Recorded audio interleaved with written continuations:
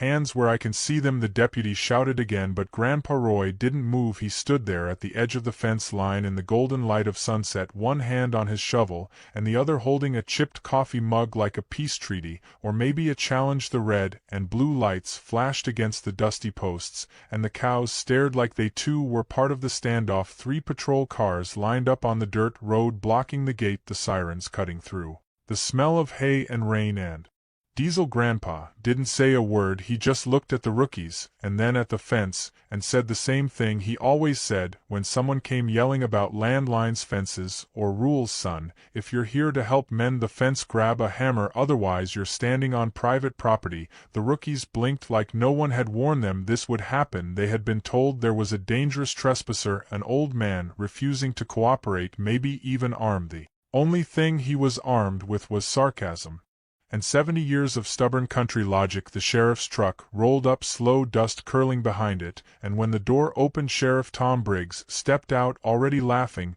He didn't even need to ask. He just looked at the shovel, the cows, the fence, and the steaming coffee mug, and said again, "Roy, what'd you do now?" "Same thing I do every day," Roy said. "Fix what other people break." One of the rookies looked embarrassed. Another tried to handcuff the situation by the book. Sheriff Briggs just waved them off and said, "Boys, this old man taught me how to build a fence before you were out of high school. If you try to arrest him, you'll have to arrest me too." That was the moment the tension broke, and the comedy of it all began. Earlier that morning the whole mess had started with Karen Holt, the HOA president of Silver Creek Estates. She had gathered her board members in a spotless kitchen that smelled like lemon cleaner and self-righteousness, and announced, "We have a problem. The old man next door has cattle crossing into our neighborhood again." Her allies Linda, Doug, and Randy gasped like she'd announced an alien invasion. Karen waved her clipboard dramatically and said, "We cannot allow unregistered animals to graze near our lots. It devalues the aesthetic." Linda, the one who always quoted bylaws, replied, "Section 14 subsection B prohibits farm animals visible from communal spaces."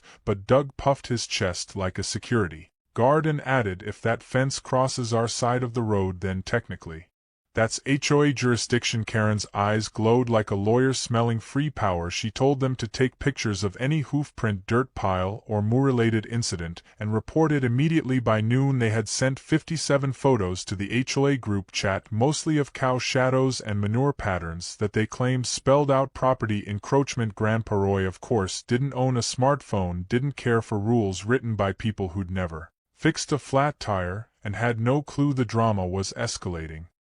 He was just out by the fence line digging new posts after the storm when the squad cars came roaring up, and that's how we got back to that sunset moment. Him holding his coffee, staring down flashing lights. Mia, his granddaughter, was sitting on the porch watching it unfold through her phone camera. The whole thing looked like a Wild West parody. She whispered to herself, "This is gold content," but stayed quiet because she knew Grandpa didn't like interruptions. The sheriff finally approached the fence and said to Karen, who'd arrived in her SUV full of righteous fury, "Ma'am, what exactly is the complaint?" Karen slammed her printed binder down on the hood like she was delivering a verdict. "This man has repeatedly crossed into HOA property, damaged community fencing, and intimidated residents with heavy machinery." "That heavy machinery?" Sheriff Tom asked, nodding toward the tractor parked 20 feet away, the one with daisies painted on the hood by Mia last spring. "It's my tractor," Grandpa said, calm as ever. "I can intimidate someone with it, if that'll help settle this, but I doubt it'll fit on their manicured lawns." Karen ignored him, pointing to the fence line. "See that post? It's on our side. Our survey app confirms it." Tom sighed, took off his hat, and said, "Karen, this fence has been in the same place since my granddad wore diapers. Your development started last year. It's your app that's wrong." "Roy here's got the original markers still buried in concrete." Karen blinked. She wasn't used to anyone contradicting her. She tried to regain footing. "Well, the HOA board has authority to enforce compliance." Tom grinned and said, "Not out here. You don't." "Ends at that mailbox line. Remember the one Roy installed 30 years ago?" Karen's jaw clenched. The rookies were trying not to laugh. One even coughed into his sleeve like a broken engine. Grandpa turned back to his fence, lifted another post, and said to Tom, "You here to work or watch?" Tom, without hesitation, grabbed a hammer from the truck bed and joined him.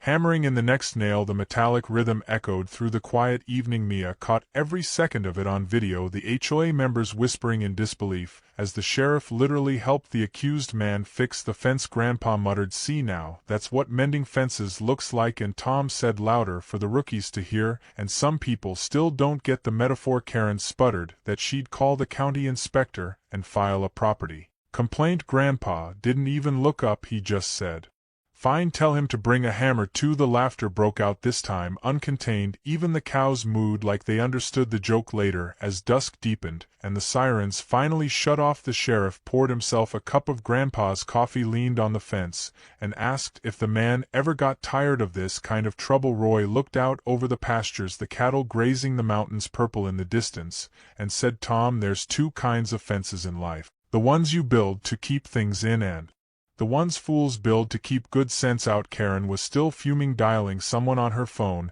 as if a higher HOA council would descend from the sky, but all she managed to get was static. Grandpa walked away slow toward the barn, Mia following with her phone still recording. "Grandpa, she said that was insane. They literally sent cops to arrest you for fixing your own fence." Grandpa chuckled. "They sent cops because they thought rules beat roots, but out here, roots always win." The sheriff called after him, "By the way, Roy, you know you still owe me for that post-hole digger you borrowed last year." Grandpa raised the mug without turning back. "I'm paying in coffee and wisdom, both strong currency." Sheriff grinned. "Good enough." The hook closed there, the absurdity fading into calm, and somewhere down the road the HOA sign stood crooked from the day's excitement, reading Silver Creek Estates, a peaceful community, which after today was anything but peaceful. The stage was set. The war of fences and pride had only begun, and everyone from the sheriff to the cows knew that this was going to be a long, funny, high-stakes summer.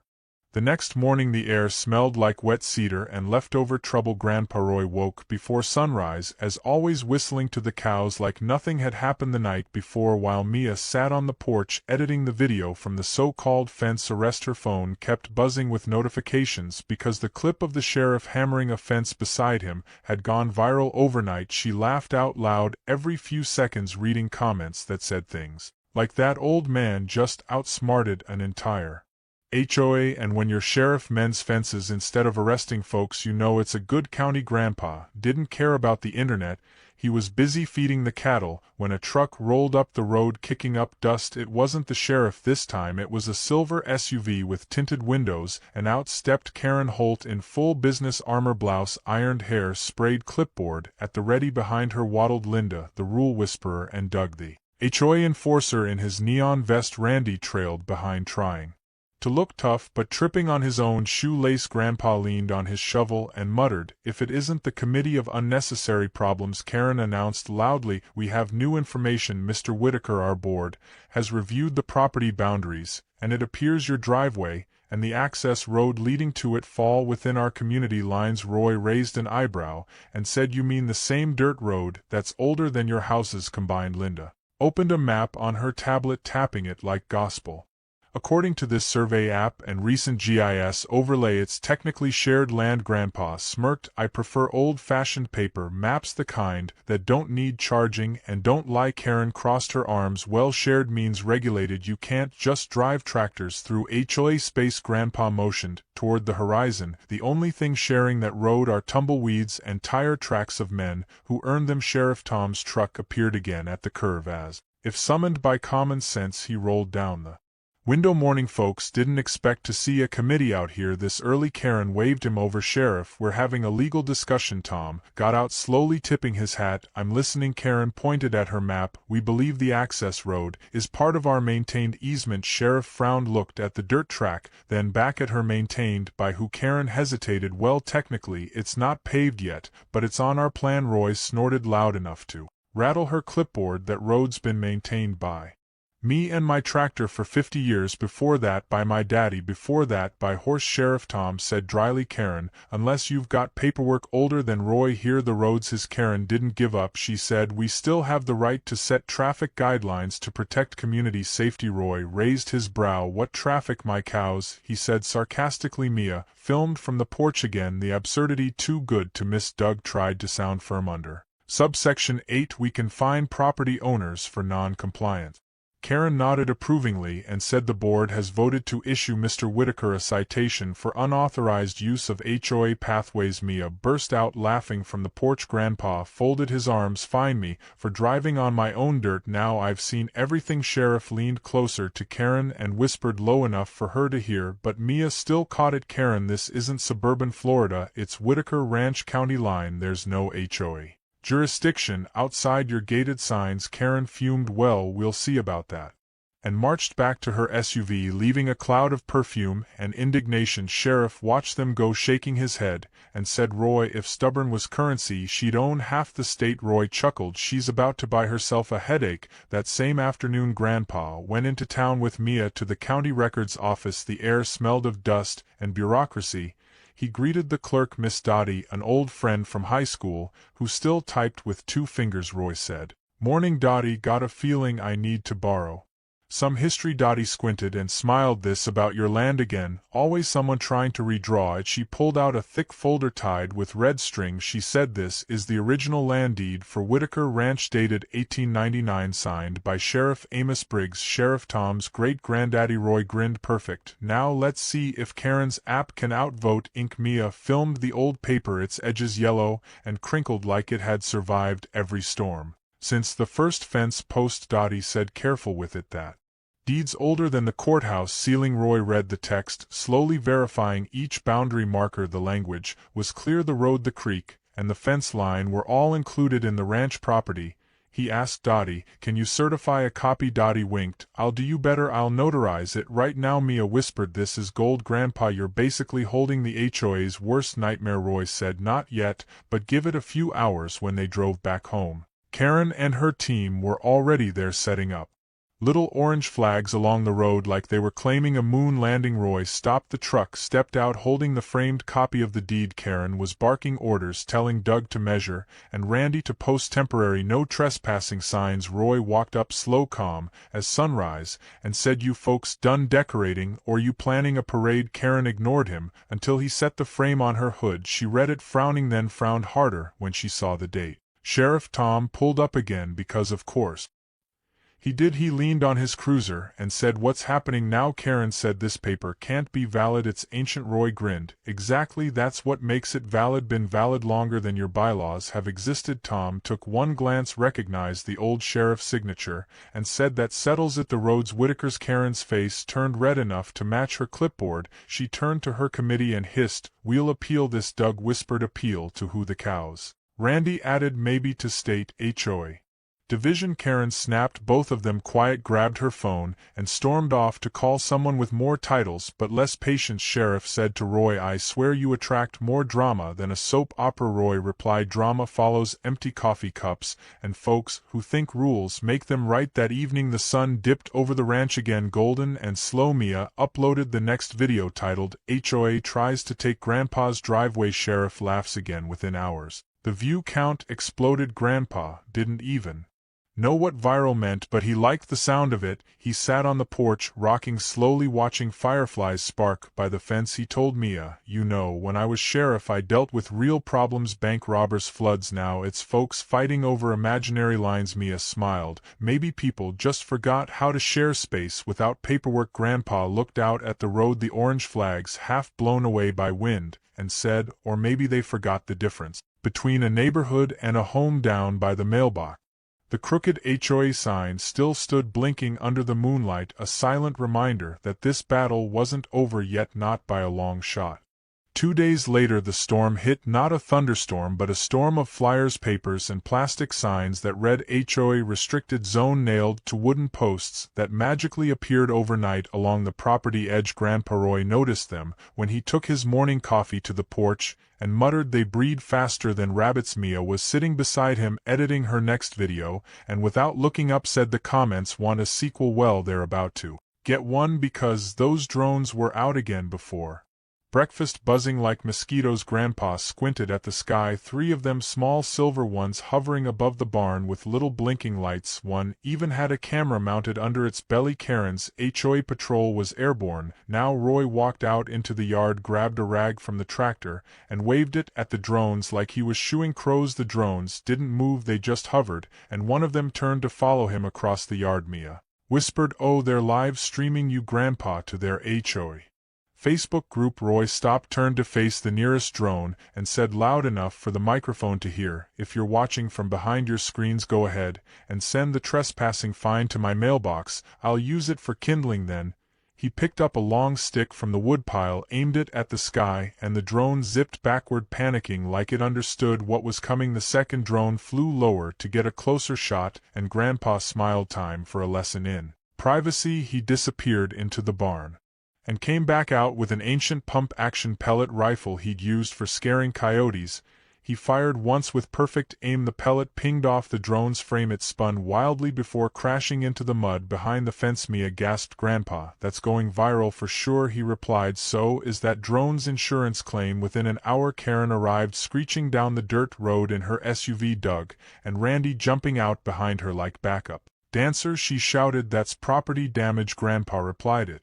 Pest Control Sheriff Tom arrived moments later, drawn by instinct. At this point, he looked up at the remaining drones still hovering, and said, "Don't even think about it." Then to Karen he said, "Let me guess, unauthorized air surveillance." She huffed. "These devices were documenting violations." Tom smiled. "Those devices just violated FAA regulations," Karen said. "It's private community security." Tom chuckled. "There's nothing private about a flying camera over someone else's barn." Roy leaned against his tractor, sipping coffee, and added, "Plus, it looked ugly against my sunrise." Sheriff Tom confiscated the surviving drones and told the HOA to stay grounded. Literally. Karen wasn't done though. That evening she called an emergency HOA meeting under the gazebo of Silver Creek Estates, where she plotted retaliation. She told her committee, "The man is out of control. He's violent, irrational, and dangerous to property values." Linda suggested we issue trespass warnings and fines to anyone stepping near that fence. Doug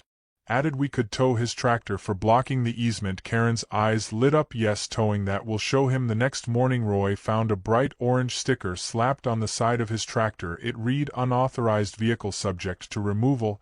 He laughed so hard he nearly spilled his coffee. Mia filmed it, saying, "Grandpa, they really think someone's gonna tow a 10-ton tractor." Roy tapped the hood lovingly and said, "Not unless they bring a helicopter by noon." A tow truck actually arrived, its driver a nervous teenager looking confused about being in the middle of a feud between a ranch and an HOA. Karen stood by giving instructions, Randy holding a clipboard. Sheriff Tom showed up again, his timing perfect. As always, he leaned out the window and said, "Morning, folks. What seems to be the emergency?" Karen said, "This vehicle is illegally parked on HOA-maintained road." Tom looked at the dirt under his boots, the same dirt road from 100 years ago, and said, "Karen, this road's county-maintained by erosion and cow manure." The driver of the tow truck whispered to Tom, "Do I still tow it?" Sheriff shook his head. "Not unless you want to drag 3 cows and a fence post too." Karen fumed, threatening to call county zoning again. Tom said, "Go ahead, but they'll tell you the same thing. Roy owns the dirt under your tires," she snapped. "We'll take this to the board." He grinned. "You do that. While you're at it, maybe fix those crooked signs. They look like a drunk squirrel planted them." The HOA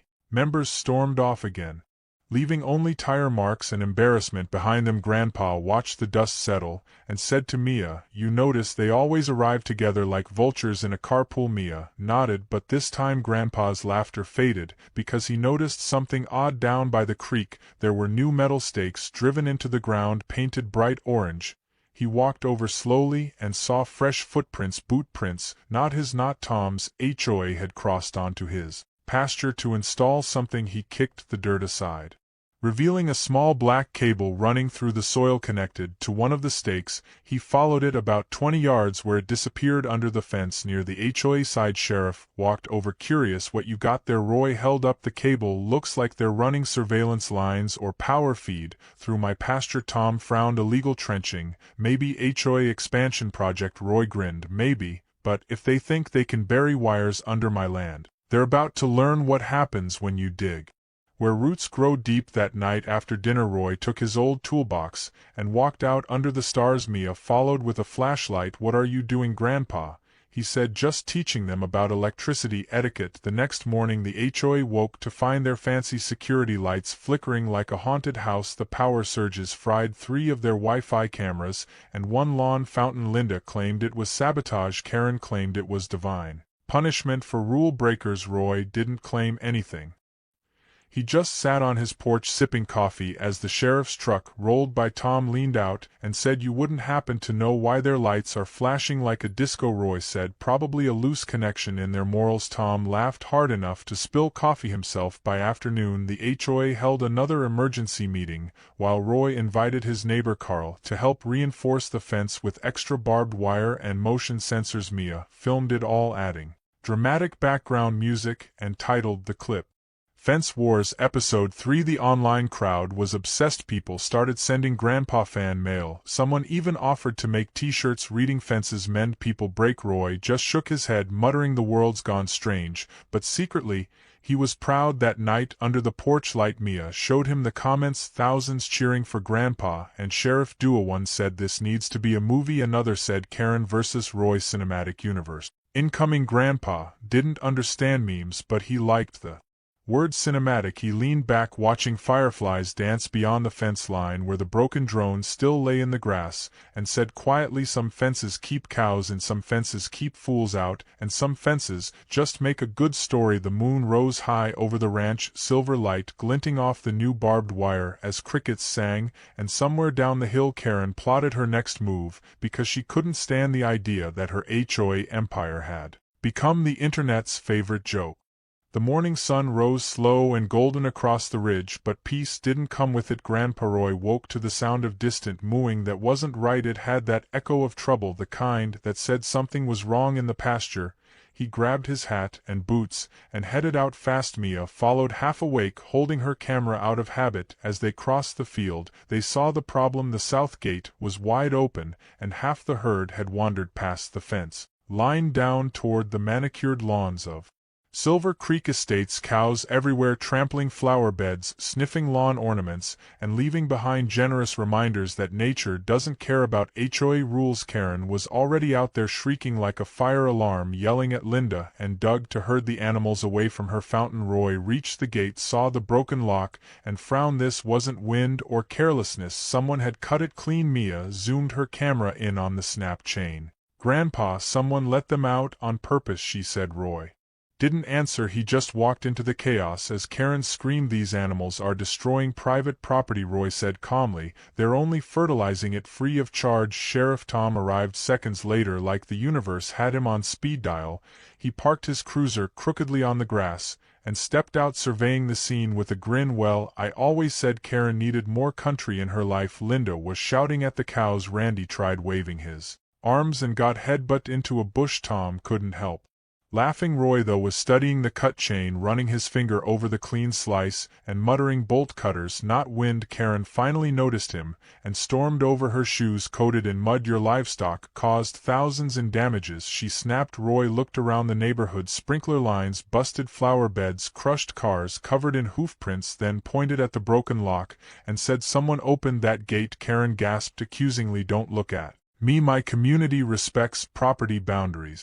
Mia whispered under her breath, "Except when they move the fence line." Tom crouched by the gate, examined the metal, then looked up at Roy. "You're right, this was deliberate." Roy nodded. "But who would want my cows in their backyard?" Tom said deadpan. "Probably the same people who thought trespassing comes with a view package." Mia was filming everything again. She caught the moment when two cows wandered into Karen's gazebo and knocked over the lemonade table. Doug panicked, yelling at them like they understood English. One cow mooed right in his face, spraying spit. Karen turned to Tom, furious. "Sheriff, this is your jurisdiction. You have to fine him or arrest him or something." Tom said, "Fine him? For what? For having escape artist cattle, or for being smarter than whoever cut the gate?" She shrieked, "This is outrageous." Roy smiled, calm as ever. "Outrageous is thinking the world stops at your property line." Tom called the deputy on the radio and told him to bring some temporary fencing, while Mia whispered to Grandpa, "Do you think they did it for attention?" Roy said, "No, honey, they did it because when people can't win with words, they use wire cutters." The deputy arrived, and together with Roy and Tom, they herded the cattle back across the field. The cows went willingly, like they knew the show was over for now. When they reached the barn, Roy closed the gate himself this time, adding an extra chain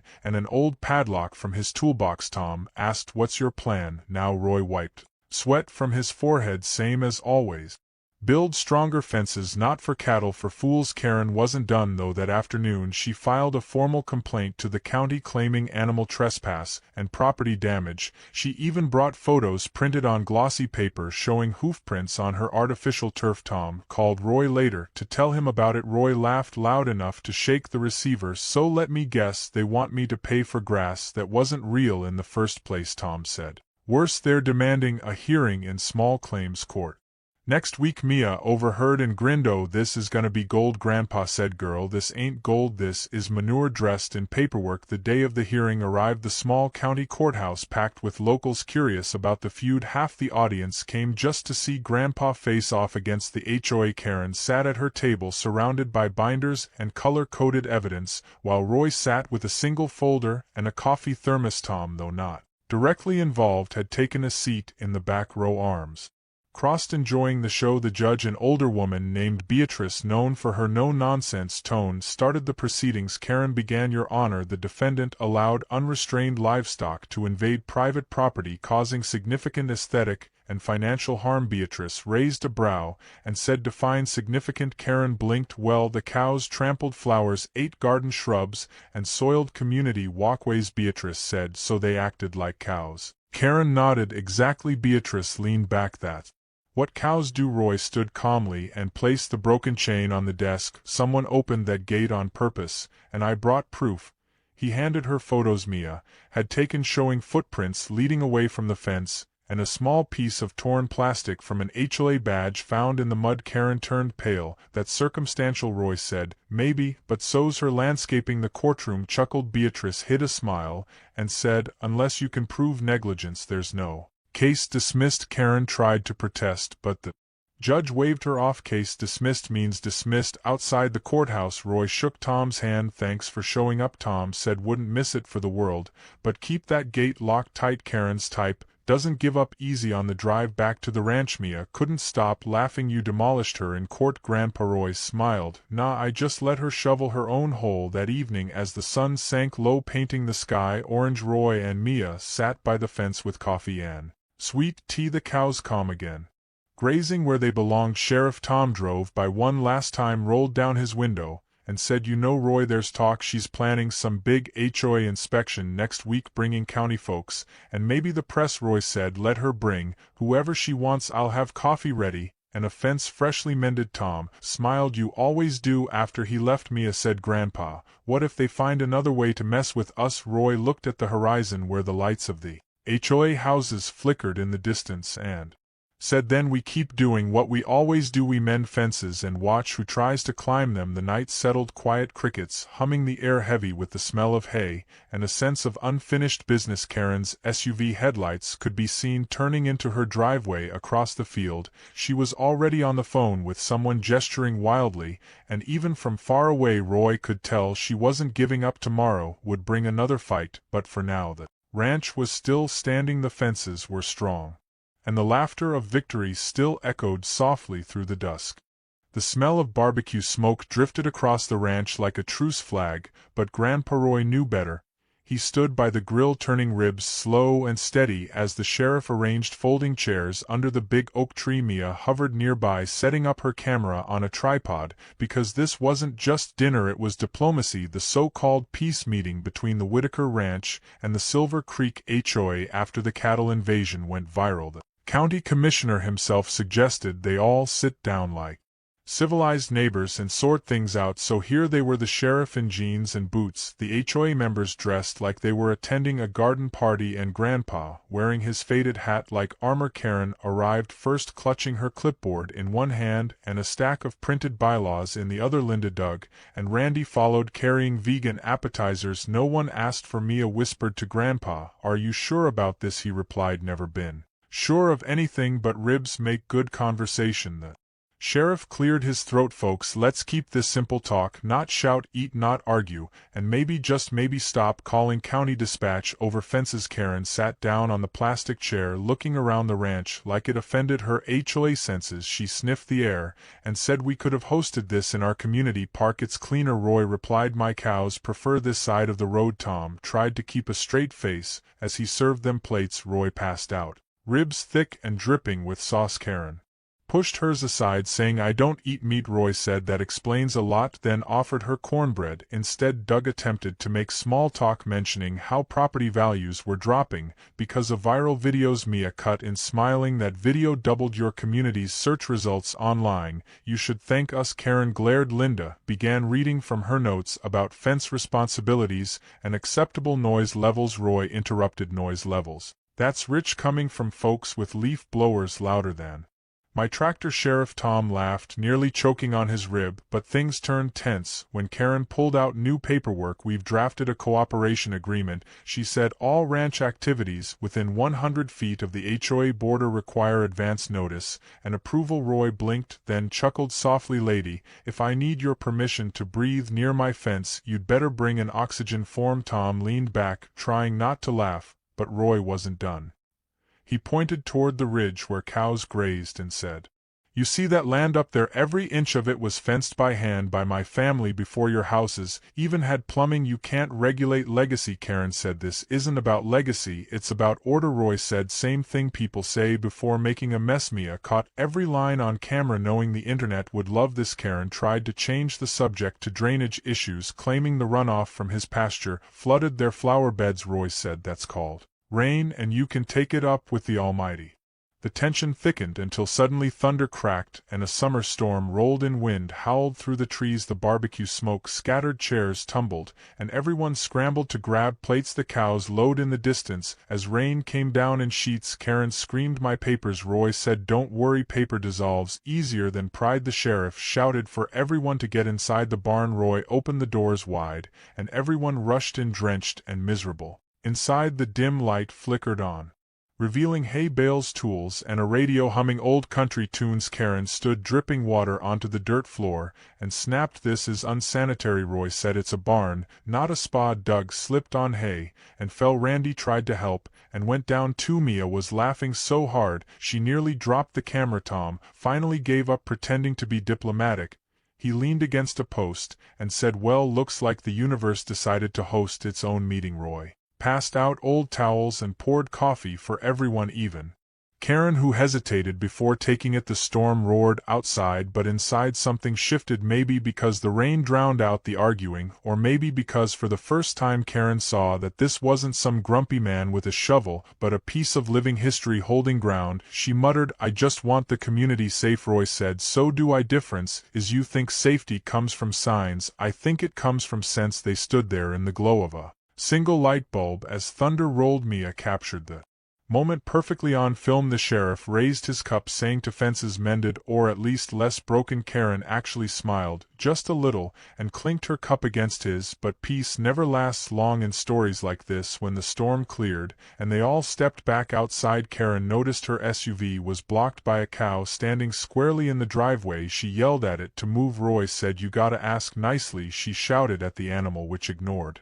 her completely until Roy whistled softly, then it trotted away obediently. Tom said, "Guess she listens to the real owner." Roy smirked. "They all do." Karen climbed into her car, flustered, while Linda, Doug, and Randy helped load the leftover food. Tom lingered on the porch, looking back at the field soaked and glimmering under the moonlight. "You know, Roy," he said, "I think she almost likes you now." Roy said, "That's usually when people get dangerous." Mia uploaded the footage that night, calling it the barbecue summit, and within a day it was everywhere. News site, local blogs, even national outlets titled it "Rancher Makes Peace with HOA Over Ribs and Rain." Karen became a meme again, though this time a softer one. Roy didn't understand what a meme was, but he was proud of the new fence section, shining wet and strong under the moon. The storm had washed away the dust, but not the conflict, because while the internet laughed and shared the video, Karen sat in her home staring at her ruined bylaws, thinking about something Roy said about legacy and sense. She wasn't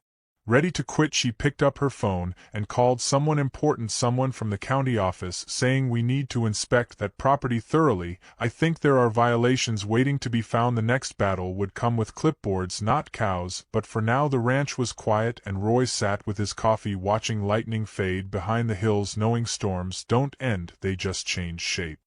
The next week began quiet, too quiet for Grandpa Roy's liking. The cows grazed, the fences stood strong, but the air had that still tension that always comes before a storm of people instead of weather. Mia noticed it first when a white county truck rolled down the road followed by 2 news vans and a familiar SUV at the front. Karen's this time. She wasn't alone, she brought reinforcements, a small army of inspectors, clipboards flashing under the sun, and a reporter wearing sunglasses big enough to hide ambition. Grandpa watched from the porch, sipping his coffee as Sheriff Tom pulled up behind them, slowly muttering, "This can't be good." Roy smiled. "It's never good when they come with cameras." Karen stepped out, her voice carrying across the field. "This is a scheduled inspection," she declared. "There have been complaints about code violations, environmental concerns, and improper fencing." Roy stood motionless, letting the silence stretch, until she started fidgeting. "What kind of violations?" he asked dryly. Karen gestured grandly. "All of them." Tom crossed his arms. "Technically, you need a warrant for an unscheduled property inspection." Karen raised a stack of papers, smiling smugly.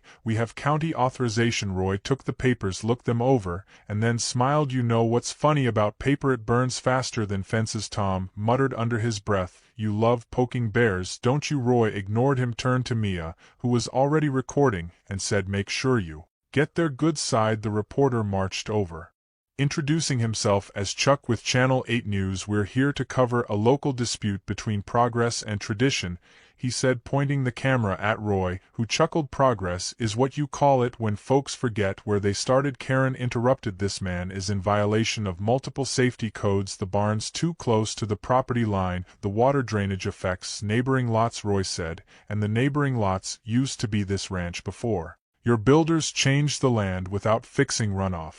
The inspector frowned, flipping through his tablet. "I'll need to see the original boundary deeds." Roy grinned, happy to oblige. He walked into the house, and returned holding the framed document from 1899, the same one that silenced the court. He handed it to the inspector, who studied it for a long moment, then said, "This predates all zoning codes by about 80 years." Karen snapped. "So what, that doesn't exempt him from modern law?" Roy said. "Actually it does. Old deeds override new lines in this county. Look it up." Tom backed him up. "She's right, Karen. This ranch is protected under legacy zoning." Karen's jaw dropped. The reporter, sensing drama, pressed his mic closer. "So, Sheriff, are you saying this man's property technically includes part of the HOA land?" Tom hesitated, but Roy stepped in, smiling wider than ever. "Tell him the truth, son. See the old markers behind your fancy clubhouse? That's where my boundary runs." Karen shouted. "Liar," Roy said. "Prove it." Mia zoomed in on Karen's face, capturing every twitch. Tom sighed. "All right, enough. Let's check the county map." They walked down toward the HOA side, the camera following them. Karen marched ahead, confident, until the inspector stopped, suddenly looking confused. "Well, this is awkward," he said. "According to the original map, this clubhouse sits directly on parcel number 76.2, registered to one Roy Whitaker." Karen blinked. "No, that can't be possible." Tom laughed quietly. "Oh, it's possible. I remember my granddad mentioning a land swap that never got fully filed in the 70s. Looks like you built your clubhouse on Roy's corner." Roy folded his arms. "I didn't want to say anything, figured you needed a place to hold your meetings." Karen's face turned red enough to match the HOA sign. The reporter smelled blood. "This means Mr. Whitaker owns part of the HOA's property, correct?" The inspector nodded. "Technically, yes, about 1/3 of the lot." Roy turned to Karen, smiling sweetly. "Rent's due, by the way." Tom tried hard not to laugh, but failed, covering his face with his hat. Karen's voice cracked. "This is absurd. We'll sue." Roy said. "Go ahead, but remember you can't trespass to deliver papers on my land." Mia's camera caught everything, the laughter, the chaos. The moment Karen realized her empire was built on borrowed dirt. The next day the clip hit the news, titled "Local HOA Accidentally Built on Rancher's Land." Internet exploded again, people calling Roy a legend, memes calling him Sheriff Grandpa. Even the governor's office called Tom to confirm if it was real. Roy sat on his porch pretending he didn't care, but secretly pleased beyond measure. Tom showed up later carrying 2 coffees, saying, "You know this is gonna be a mess for paperwork." Roy said, "I like my messes legal." Tom nodded, sipping slowly. "But she'll come at you harder now, you know that, right?" Roy said, "Let her. Every time she digs deeper she finds roots she can't pull out." Mia stepped outside, waving her phone. "Grandpa, you're trending again." Even the reporter made a follow-up, calling you the man who owned The HOA, Roy said. Not the HOA, just the dirt under their feet. That evening Karen held a private meeting. Furious and desperate, she brought in a lawyer promising to undo the old deed, claiming technical loopholes, but every attempt just tangled her further. By morning, new signs appeared around the clubhouse reading private ranch property, no unauthorized meetings allowed. Karen ripped one down screaming, "This isn't over," but the sheriff just happened to drive by again, saying it's over enough for now. Later that day, Roy invited Tom and Mia to the porch for supper. The air was clear, the horizon pink with sunset. Roy poured coffee, saying, "You know, Tom, back in the day folks respected a fence, not because it was law but because it was line of trust." Tom said, "Maybe we're the last ones who remember what that means." Mia looked up from her phone. "Grandpa, the reporter, just asked if he can come film a follow-up interview. You want me to tell him?" "Yes," Roy grinned. "Tell him no interviews. Fences speak for themselves." The night fell quiet again, the crickets loud, the cows calm, and in the distance the lights of the HOA clubhouse flickered like a campfire built on borrowed wood. Roy leaned back in his chair, hat tilted low, whispering to no one in particular. Funny how fences start fights but end them too. The next morning started warm and still, the kind of quiet that meant something was brewing beyond the fence line. Grandpa Roy sat on the porch, nursing his coffee, while Mia scrolled through her phone reading comments from the latest video. Apparently everyone online now knew that the HOA clubhouse stood on his land, and the internet had crowned him the king of rural revenge. But Grandpa didn't care much for titles. He cared about peace and the creak of the rocking chair under him when Tom's truck pulled up in a trail of dust. Grandpa already knew it wasn't a social call. The sheriff got out looking like a man carrying bad news. He took off his hat, sat on the porch rail, and said, "Karen's not done. She's pulling county officials again. This time she's bringing state lawyers and reporters. She's calling it a community rights protest." Grandpa smirked. "Figures a woman who builds fences she doesn't own wants to protest one she can't cross." Tom looked uneasy. "This one's big, Roy. She's got permits, cameras, and half the town thinking you're some outlaw." Mia put down her phone. "Grandpa, you think she'll try something stupid?" Roy chuckled. "She's already tried smart, didn't work. Now she'll try stupid." Sure enough, by noon a convoy rolled up past the mailbox, 3 vans, 1 county car, and a long line of HOA members holding signs that read "Fairness for all" and "Property Protection." Roy leaned against his truck, arms crossed, as Karen stepped out dressed like she was running for office, a microphone waiting for her. She started shouting about community injustice and unsafe land practices, how the sheriff had taken sides, how the people demanded accountability. The crowd cheered, mostly HOA faces mixed with a few confused locals who just wanted to be on television. The reporters circled like buzzards. Tom whispered to Roy, "Keep calm. She wants a reaction." Roy didn't answer. He just walked forward slow until the crowd hushed, then said plain and loud, "You folks ever wonder why fences exist? Not to divide but to define.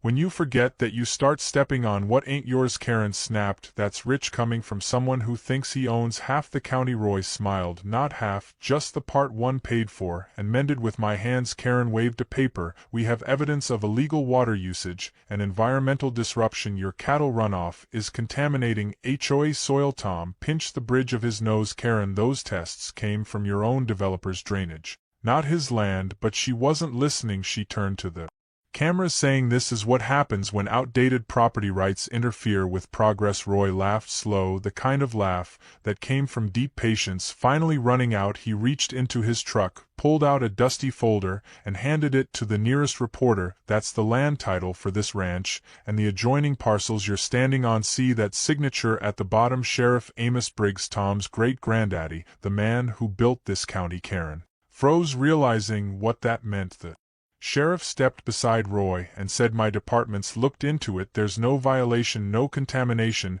and no legal standing for HOA control over this ranch." The cameras turned. The crowd murmured, but Roy wasn't done.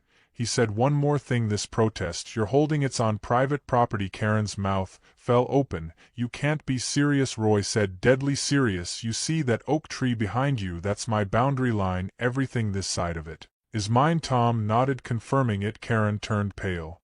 Realizing the protest itself was trespassing, the deputies started quietly asking people to move back. The crowd broke apart embarrassed, some trying to delete their recordings as rain clouds rolled in like a cue from heaven. Roy leaned close to Karen and said, "You can't fix pride with paper." Karen muttered, "You think you've won?" Roy said, "No, I think we both lost. You lost your sense of neighbor. I lost my peace." Tom patted his shoulder. "Come on, Roy, let's get out of the rain." But Roy stayed staring at the old oak as the first drops hit the dust. Mia stood behind him, filming silently, not for views this time, but because she knew this moment was history. The sky opened up, pouring hard, soaking everyone. The HOA crowd fled to their cars, slipping in mud. Karen's papers turned to pulp. Roy just stood there, rain dripping from his hat. Finally, he turned to Tom and said, "Funny how fences wash clean, but grudges don't." Tom smiled. "You ever think maybe fences aren't to keep people out, but to remind them where they start?" Roy nodded. "Maybe the old sheriff knew that when he planted those markers." Mia walked up quietly. "Grandpa, what happens now?" Roy looked out over the soaked field and said, "Tomorrow we build again, but this time not fences, walls of respect. Maybe she'll learn, maybe she won't." The next morning the sun broke through the storm like a promise. Roy hitched his tractor and drove down to the boundary line where the protest signs lay trampled.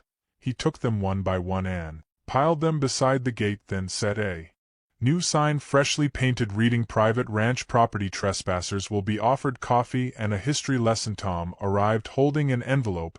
He handed it to Roy. "Official county statement declaring your land boundaries permanent and your rights confirmed. Also there's a note from the mayor asking if you'll stop causing internet riots." Roy laughed. "Too late for that." Mia uploaded the final video titled "HOA Protest Backfires. Sheriff Confirms Ranch Victory." Within hours it was everywhere. News stations headlines: "Old man owns HOA land, sheriff helps him build new fence." The whole town buzzed, but Roy didn't care.